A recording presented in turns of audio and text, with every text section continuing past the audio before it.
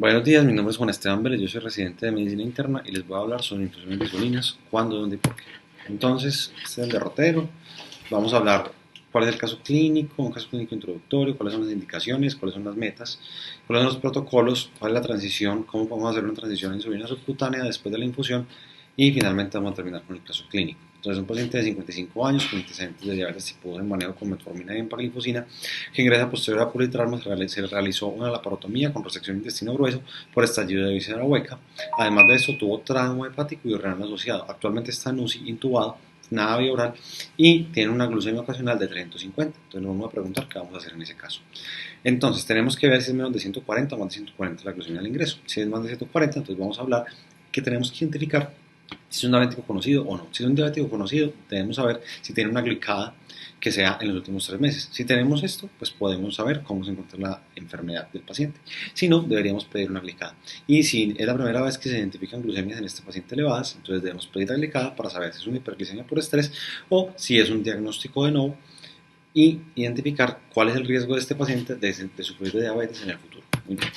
Entonces, ¿cuándo vamos a iniciar tratamiento? Vamos a iniciar tratamiento cuando tenemos glucemias por encima de 180. Hay diferentes modalidades, entre ellas el esquema móvil, que en realidad ya no se utiliza porque ha demostrado que aumenta el riesgo de hipoglucemias, o más que hipoglucemias, más pues como que no hay un buen control de la glucemia con este esquema.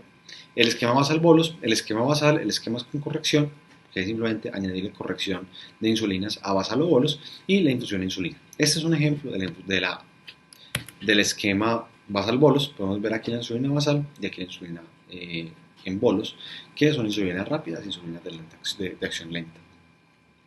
Ahora, ¿cómo sería la insulina en infusión? Entonces simplemente es parecido a esta, solo que lo podemos jugar la cantidad que estamos poniendo durante el día. Entonces, ¿cuándo está indicado? Entonces, en pacientes con cetocidosis diabética, en pacientes con COVID hiperosmolar no cetóxico, en pacientes que están en UCI por una enfermedad crítica, posterior a cirugías largas más de 4 horas, cirugías cardíacas, en pacientes que se encuentran, que no están comiendo, en pacientes que tienen nutrición parenteral, mujeres embarazadas diabético tipo 1, pues ya están pues, durante el trabajo de parto. Básicamente eso. Listo. Ahora, fuera de UCI, se utiliza principalmente en hiperglicemia de difícil control, en pacientes que no están comiendo y en pacientes que no se encuentran en UCI y que están en nutrición parenteral o mixta. Muy bien. Ahora, ¿cuáles son las metas? Entonces las metas, vamos a hablar de metas de 140 a 180, dependiendo de la sociedad. Hay sociedades, por ejemplo, la Sociedad de Cuidado Crítico Americano, que habla de 100 a 150. Y preferimos estas metas sobre metas estrictas, ya que el estudio Nice Sugar de 2009, el cual salió en el New England, nos muestra que cuando hacemos metas más estrictas podemos aumentar las hipoglicemias y podemos aumentar la mortalidad. Por esa razón, preferimos metas más laxas que metas más estrictas. En general, ¿cuál es la meta? La meta es evitar la hipoglicemia, además de las metas de valores numéricos como tal.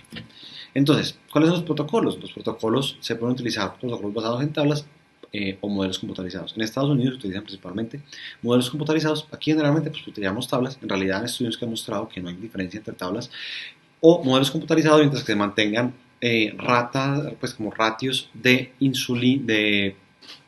enfermera-paciente entre 2 a 1, 3 a 1. ¿Listo? Entonces, si tenemos un lugar donde tengamos más o menos ese ratio de enfermera-paciente, podemos utilizar con tranquilidad tablas. ¿Listo? ¿Cuál es la idea? Que sean rápidos, o sea, que bajemos rápidamente la insulina, la glucemia, perdón, y que estemos en metas de manera rápida, entre 3 a 12 horas, mantener a los pacientes en metas, y además de eso, minimizar al máximo los riesgos de hipoglucemia.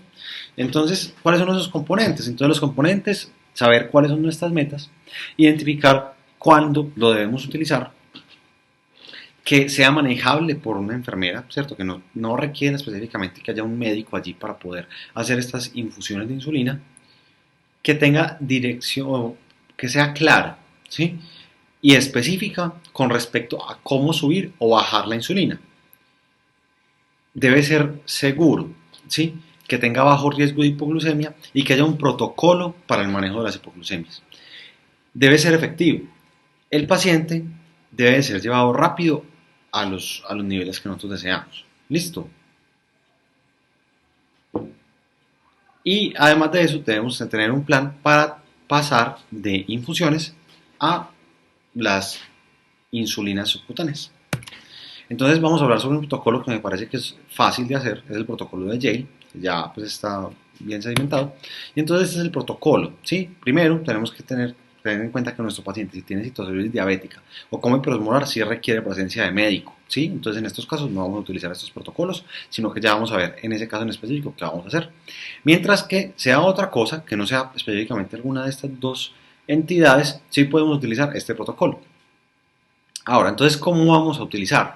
Entonces, empezamos con una infusión de insulina, debemos de combinar una unidad de insulina regular por un cc de solución salina al 0.9%.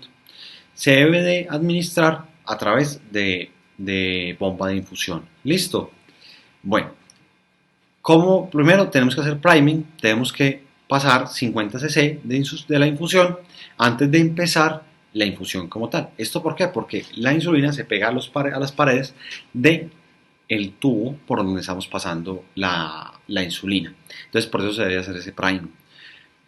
Nuestras metas, al menos en esta meta del protocolo de Yale, pero pues simplemente se puede modificar la meta. Hablan de unas metas de 130 a 139, yo preferiría unas metas de 140 a 180. Y los bolos, entonces, vamos a empezar con cuál es la glucemia basal de nuestro paciente, ¿sí? Inicial. La dividimos por 100 y lo acercamos a ese nivel más cercano a 1.5 unidades, ¿cierto? 3, 3.5, 4 y así. Entonces nos acercamos. ¿Está bien? Entonces aquí tenemos dos ejemplos. Voy a hablar solo de uno de ellos, 3.25. Lo dividimos sobre 100. Eso nos da 3.25 y podemos ponerle infusiones entre 3 unidades hora a 3.5 unidades hora. Muy bien. Ahora, ¿cómo vamos a hacer? Entonces debemos solicitar glucometrías cada hora. Listo, hasta que el paciente esté estable. Al menos lleve 3 glucometrías en metas. Listo.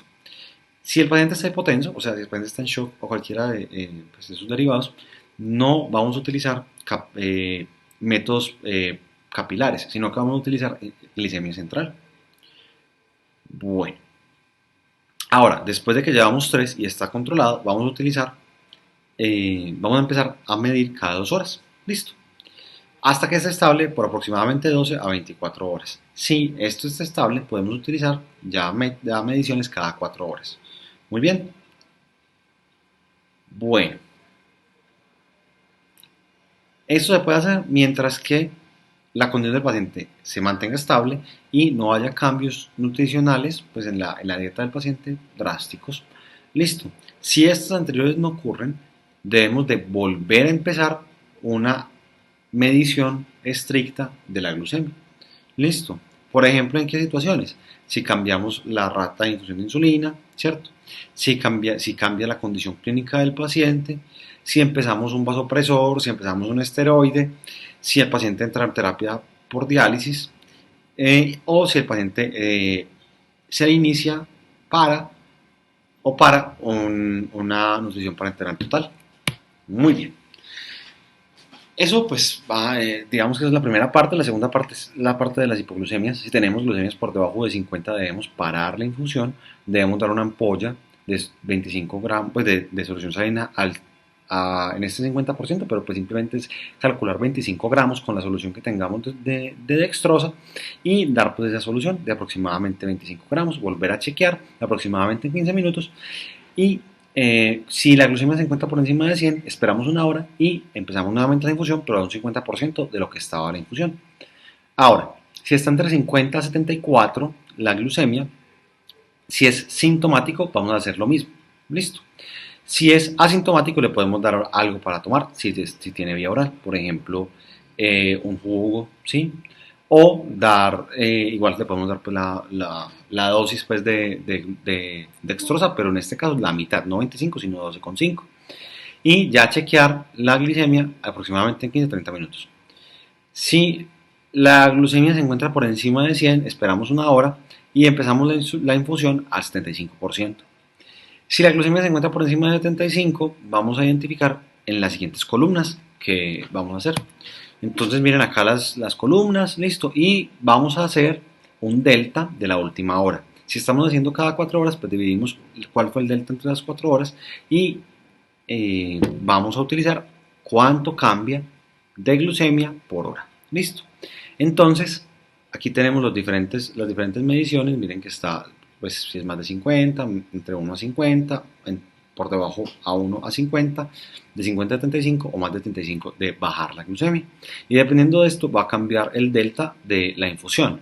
Entonces, por ejemplo, pongámonos acá en 200 y digamos que aumentó la glucemia. Entonces vamos a aumentar la infusión en 2 delta. Entonces nos vamos acá. Listo. Digamos que estamos en una infusión en 6,5 unidades. Entonces lo que vamos a hacer es que vamos a aumentar 3 unidades llevándola a 9,5. Listo, por hora. Ahora, ¿cómo vamos a hacer la transición? Entonces, ¿en quiénes hacemos la transición primero? Entonces, pacientes con diabetes mellitus tipo 1 y tipo 2 que estamos utilizando, pues, que tienen insulina previa, o en pacientes que estamos con dosis de insulina de 2 unidades hora. Listo, más de 2 unidades hora. Que haya estabilidad clínica, que ya se haya parado o haya terminado la indicación de la infusión, que la... Entonces, dependiendo del tipo de insulina que vamos a utilizar, si vamos a utilizar insulinas de acción rápida, es entre 1 a 2 horas antes de parar la infusión ponemos la insulina, o si es una insulina de larga acción, entre 2 a 3 horas. Entonces nos podemos llevar simplemente un valor medio que sería las 2 horas. Listo. Generalmente a todos nos vamos a utilizar infusiones, vamos a utilizar las de larga acción, ¿cierto? Más que las de corta acción para la transición. Ahora, ¿cómo lo vamos a hacer? Entonces vamos a contar la cantidad de insulina que hemos utilizado en las últimas 6 horas, listo, y lo vamos a multiplicar por 4 para saber cuánto es la dosis total al día. Y esta dosis total la vamos a multiplicar por 0,6 a 0,8 para dar el 80% a 60% de la dosis para evitar hipoglucemias. Muy bien, si tenemos una nutrición mínima, solo vamos a dar basal, y tenemos una nutrición mayor, pues ya al juicio del clínico vamos a dar basal bolos o basal plus. Listo. Muy bien, ahora cómo son las consideraciones en cetoacidosis diabética y en coma hiperosmolar no cetósico. Entonces, en estos pacientes vamos a empezar dosis de 0,1 unidad kilo bolo y luego continuamos con dosis de 0,1 unidad kilo hora. O podemos iniciar con infusión de 0,14 unidad kilo por hora, sin hacer pues el bolo. Ya posterior a esto, cuando se encuentran glucemias por debajo de 200 en cetoacidosis diabética o glucemias por debajo de 300 en coma hiperosmolar no cetósico, entonces lo que vamos a hacer es que vamos a bajar la infusión de insulina a la mitad. Entonces podemos empezar a 0,05 unidades kilo o un quinto que sería 0,02, ¿cierto? Entonces, pues digamos que están en esos valores. Y ya cuando nuestro paciente haya resuelto cualquiera de estas dos, que en la cetoacidosis diabética hablamos de que haya una glucemia por debajo de 200, un bicarbonato por encima de 15, una pH por encima de 7,3 y una anión GAP por debajo de 12, o en hiperosmolar no cetósico que tenga una osmolaridad normal y que tenga estado mental normal, entonces en estos casos ya lo que vamos a hacer es que vamos a hacer un cambio a la insulina basal, ¿cierto? Que, como les dije, vamos a hablar de 2 horas más o menos. Listo, 2 horas antes de parar la infusión. Ahora, ¿cuáles son las consideraciones intraoperatorias en cirugías mayores? Entonces está indicado como pues pueden ver acá, en cirugías mayores, preferiblemente pacientes con cirugías más de 4 horas, indicado en pacientes con cirugías cardíacas.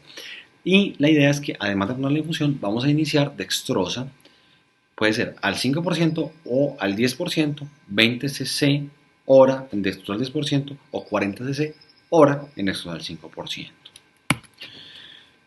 Bueno, y bueno, pues cuando terminemos, vamos a seguir. Cuando se termine la cirugía, vamos a continuar con infusión de insulina. Ahora, caso clínico. Entonces, recuerden que tenía 350, lo dividimos en 100, nos da 3,5 unidades hora. Y empezamos esa infusión. Listo. Hacemos seguimiento por horario. La primera hora 250, hay una diferencia de 100. Entonces ya vamos a ver qué vamos a hacer. Entonces nos vamos a la columna número 4 y vemos la diferencia.